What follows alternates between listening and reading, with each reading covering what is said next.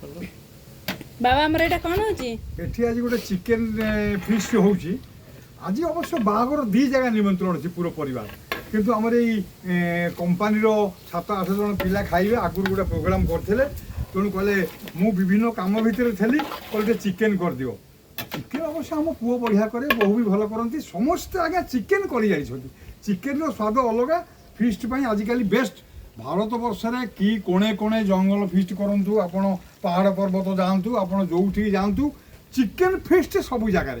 कहीं सब सस्ता सुंदर मजबूत फिस्ट चिकेन फिस्ट चिकेन केजी 200 हेल्ले मटन केजी आगे 800 तेणु पटांकी गोटे गाँ गहली आम तो आगे आलुदम फिस्ट करूँ शुधु आलुदम भात एति खाऊ एति खात मु भात आगे खाऊली आम गाँव सब भाईना मैंने आम सब सांग मैंने राजू पिटवास मु पदिया फुल भाईना कुशिया भाई आलुदम फिस्ट हम एति भात खाईदेबू चाउल आदाय करदेबू यही समय आलू खड़ा आलू नहीं आसबू कोबी आलू तरकारी